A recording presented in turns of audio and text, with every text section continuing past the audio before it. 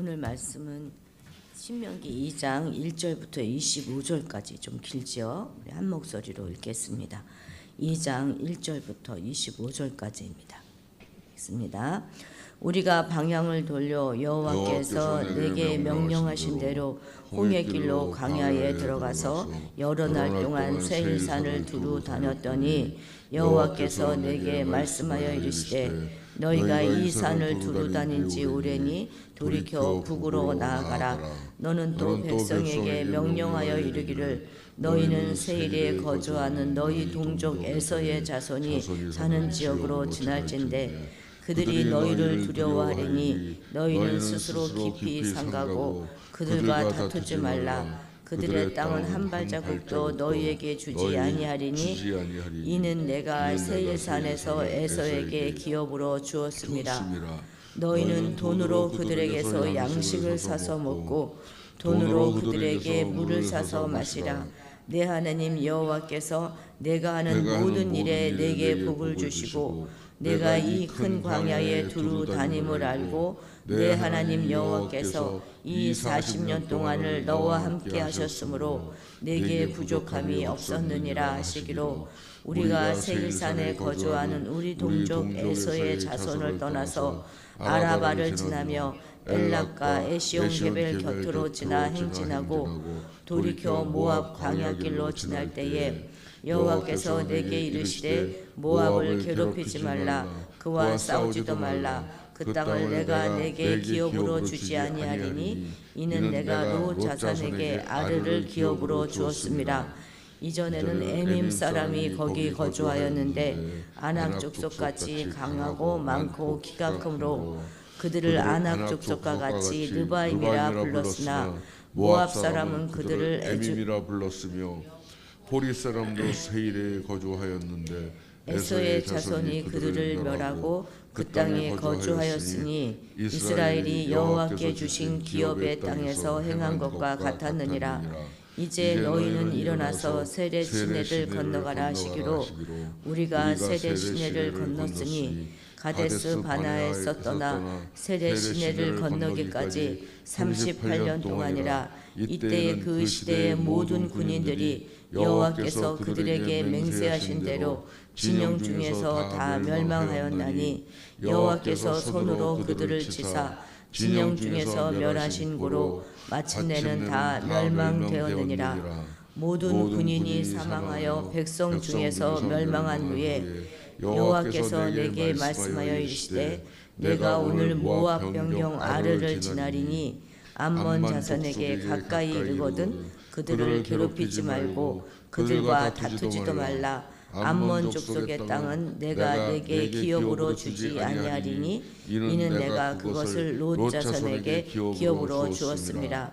이것도 르바임의 땅이라 하였나니 전에 르바임이 거기 거주하였으며 암몬 족속은 그들을 삼순밈이라 일컬었으며 그 백성은 아낙 족속과 같이 강하고 많고 키가 컸으나 여호와께서 암몬 족속 앞에서 그들을 멸하셨으므로 암몬 족속이 대신하여 그 땅에 거주하였으니 마치 세일에 거주한 에서 자손 앞에 호리 사람을 멸하신 것 같으니 그들이 호리 사람을 쫓아내고 대신하여 오늘까지 거기에 거주하였으며 또 갑돌에서 나온 갑돌 사람이 가사까지 각 촌에 거주하는 아위 사람을 멸하고 그들을 대신하여 거기에 거주하였느니라. 너희는 일어나 행진하여 아르논 골짜기를 건너라. 내가 헤스본의 왕 아모리 사람 시온과 그의 땅을 내 손에 넘겼은즉 이제 더불어 싸워서 그 땅을 차지하라. 오늘부터 내가 천하 만민이 너를 무서워하며 너를 두려워하게 하리니 그들이 내 명성을 듣고 떨며 너로 말미암아 근심하리라 하셨느니라. 아멘. 이제 오늘 본문은 이스라엘이 가나안 땅에 들어가고자 했으나 실패한 그 사건 이후를 보도해주고 있는 것이죠. 이스라엘은 가나안을 정복하지 못했고 이제 방향을 돌려서 다시 홍해길을 따라서 광야로 들어가야만 했습니다. 여기서 나오는 홍해길이라고 하는 것은 갈대 바다 이렇게 번역하는 것이 더 좋습니다. 아무튼 그 갈대 바닷길로 이렇게 들어갔다 이런 이야기겠죠. 이제 이스라엘이 들어간 광야는 세일산이 위치한 지역입니다. 이곳에서는 이제 에서의 후손들이 거주하고 있는 사해 남부 지역이다 이렇게 추정되는데 이곳은 시내 광야와는 전혀 무관한 지역입니다. 그러니까 이스라엘 백성들은 시내 광야가 아닌 다른 곳에서 40년을 보냈던 것이죠. 우리 지도 하나 보겠습니다.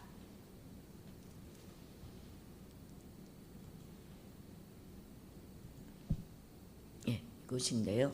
여기가 이제 호르마입니다. 호르마가 우리 1장 44절에서 여기서부터 이제 아모리 족속에게 쫓겨서 호르마에서 쫓겨서 이제 광야길로 돌아가게 되는 것이죠.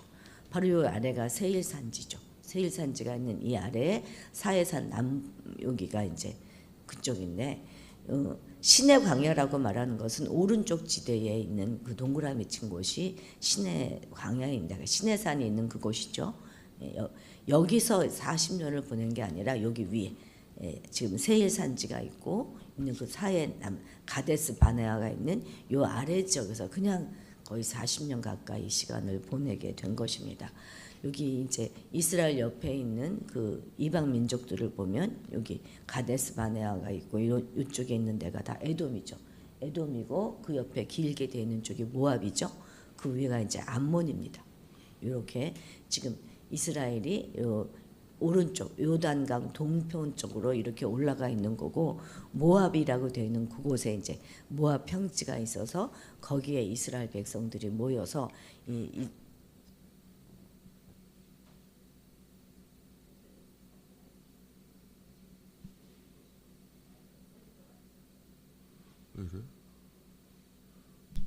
네, 됐습니다. 대충 이제 그림이 머릿속에 들어오시죠? 예. 우리 7절 같이 읽겠습니다. 내 하나님 여호와께서 내가 하는 모든 일에 내게 복을 주시고 내가 이 큰 광야에 두루 다님을 알고 내 하나님 여호와께서 이 40년 동안을 너와 함께 하셨으므로 내게 부족함이 없었느니라 하시기로 했습니다. 그들은 불순종하게 했음에도 불구하고 하나님은 그들을 여전히 돌보고 계십니다. 이스라엘의 40년 광야 생활을 여호와의 돌봄의 기간이다 이렇게 설명하고 있지요. 이처럼 가데스 바네아에서의 이스라엘의 잘못으로 인해서 발생한 그런 심판을 여호와의 돌봄으로 묘사하고 있는 것이 참 특이하게 느껴집니다. 내게 부족함이 없었다라고 우리 개역 개정에는 이렇게 번역이 되어져 있는데요. 실은 이것은 한 가지도 결핍됨이 없었다 하는 의미로 해석되는 것이 맞습니다. 이스라엘은 상당 기간 이 세일산 부근에 그러니까 그 사해 남동부 쪽이었죠. 그쪽에 머물러 있었습니다. 그 오랜 시간을 지나고 이제 여호와께서 3절에 보면 북으로 나아가라 이렇게 명령합니다. 모압 쪽으로 나가라고 말씀하시는 거죠. 여호와께서는 이스라엘에게 이 세일 지역을 통과할 때, 그러니까 에돔 지역을 통과할 때 가져야 할 중요한 지침으로 그 지역의 사람들과 다투지 말라 이렇게 말씀하십니다. 5절 같이 읽겠습니다. 그들과 다투지 말라. 그들의 땅은 한 발자국도 너희에게 주지 아니하리니 이는 내가 세일산을 에서에게 기업으로 주었음이라. 아멘. 그 다음 절 읽어봅시다. 너희는 돈으로 그들에게 양식을 사서 먹고 돈으로 그들에게 물을 사서 마시라. 아멘. 왜 다투지 말라고 하셨죠? 그 땅은 여호와가 이스라엘이 아닌 다른 민족 즉 에돔에게 주었기 때문입니다. 그러니까 그 땅은 이스라엘의 유업이 아님을 명시하고 있는 것이죠. 세일산을 에서에게 기업으로 주었다라는 선언은 여호와가 이스라엘만의 하나님이 아니라 다른 민족의 하나님도 되심을 지금 암시해 주는 것이죠. 여호와는 이스라엘뿐만 아니라 에돔에게도 기업을 주시는 그런 분이시죠. 그래서 이스라엘은 에돔 땅에서 양식을 먹고 물을 얻기 위해서는 그에 합당한 돈을 지불해야만 했습니다. 특이하게도 8절에 보면 에서의 자손을 우리 동족 이렇게 부르고 있습니다. 그렇습니다. 에돔은 야곱 형 에서의 후손으로 그들을 이방 민족이 아니라 이스라엘과 특별한 관계가 있는 그런 나라로 간주하고 있습니다. 이들은 이제 이 에돔을 거쳐서 모압 광야길로 나아갑니다. 모압 지역은 어디입니까? 요단 동편에 위치하고 있는 지역으로 모세가 요단을 건너가기 전에 율법을 선포한 그 출애굽 2세대에게 율법을 선포한, 그러니까 신명기 전체의 배경이 되는 것이 바로 이 모압 지역입니다. 그런데 그것을 지날 때 역시 그 행동 지침 역시 에돔과 동일합니다. 여호와는 그들을 괴롭히지도 말고 싸우지도 말라 이렇게 말씀하시죠. 그 이유 역시 그것을 너에게 기업으로 주지 않았기 때문입니다. 이 역시 반복하여 여호와가 이스라엘의 하나님뿐만 아니라 이방 민족의 하나님도 되신다 하는 것을 명시해 주시는 것이죠. 그럼에도 불구하고 본문은 모압을 우리 동족이다 이렇게 부르지는 않습니다.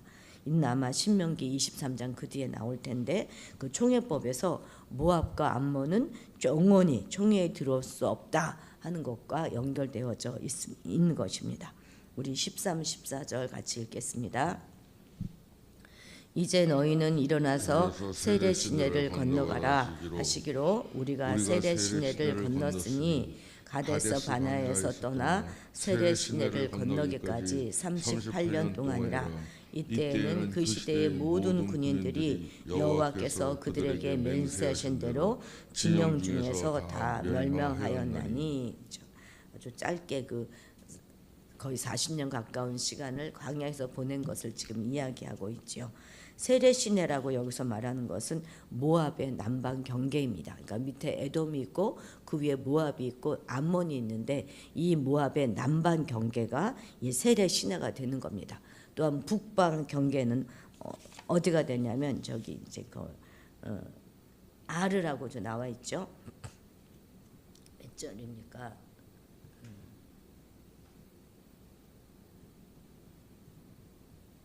거기 아르라고 나와 있는데 아무튼 그것이 모압의 경계입니다.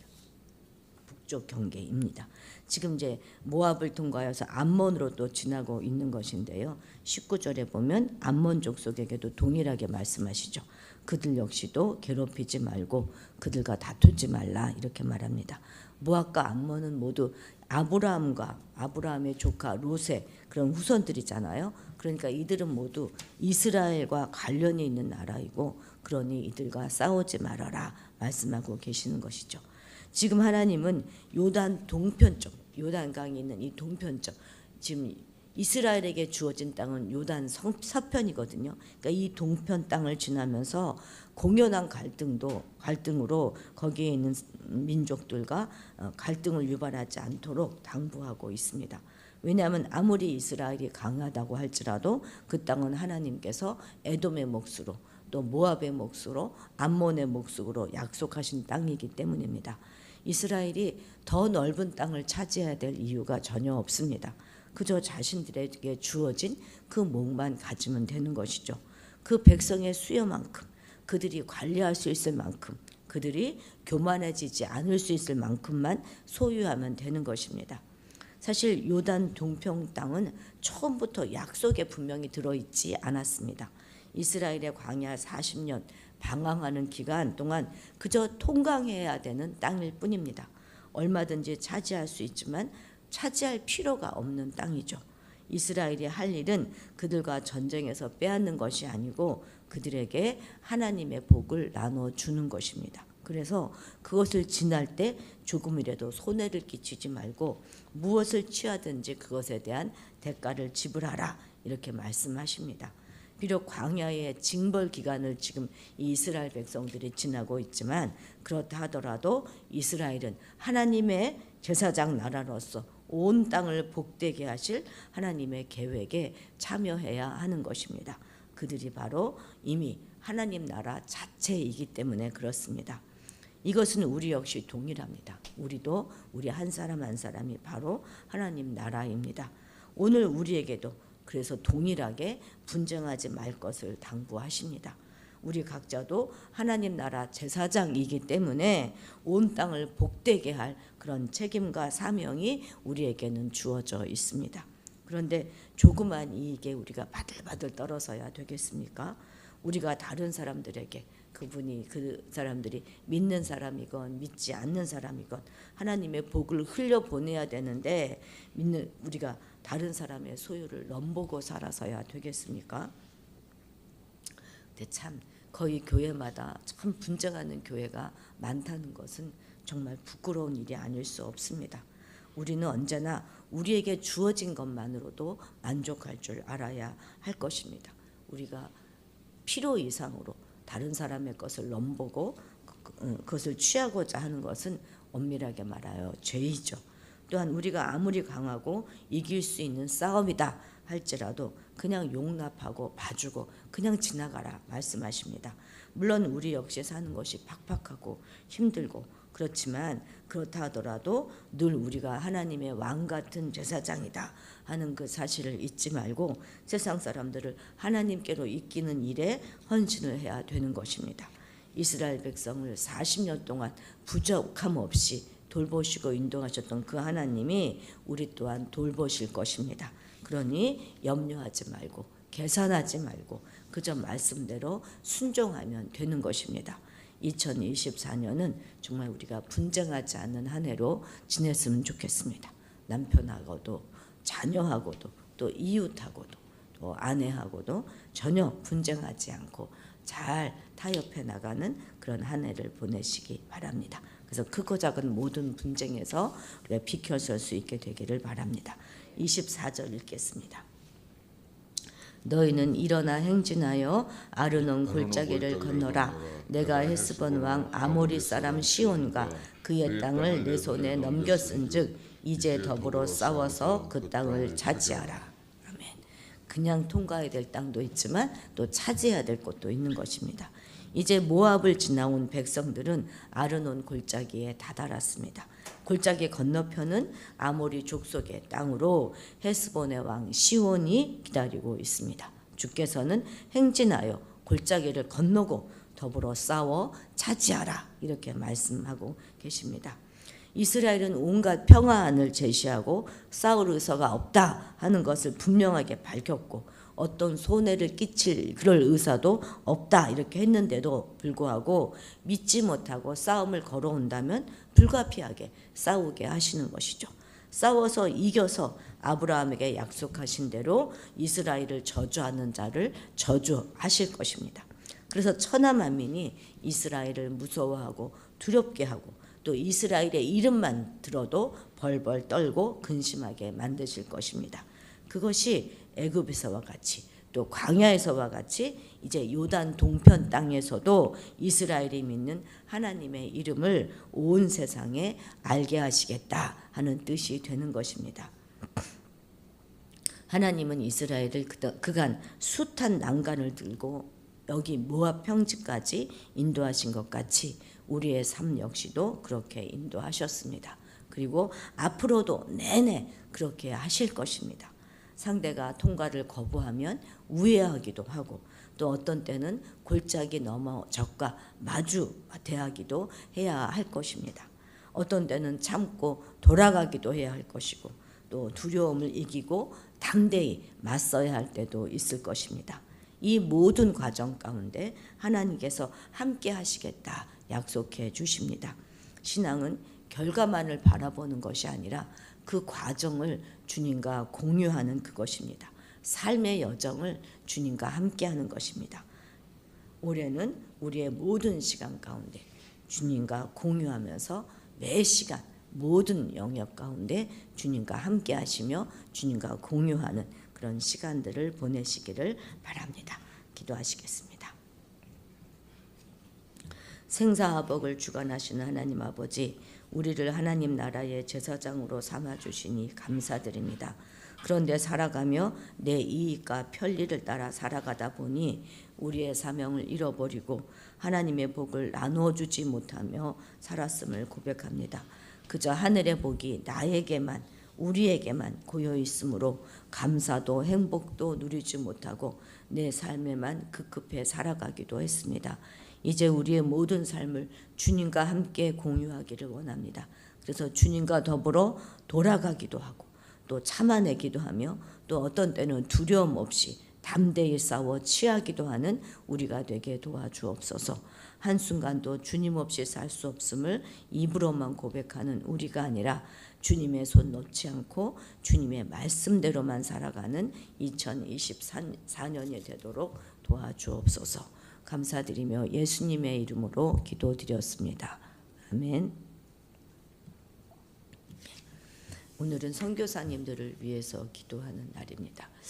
우리가 그동안 후원해왔던 용인 성소교회와 의정부 좋은교회는 당분간 조금 쉬기로 결정하였습니다. 그래서 그렇게 알려드렸고요. 이제 튀르키예만을 우리가 후원하는데 오늘 그 튀르키예에 계신 김역사 이마라란타 선교사님 가정을 위해서 기도해 주시기 바랍니다.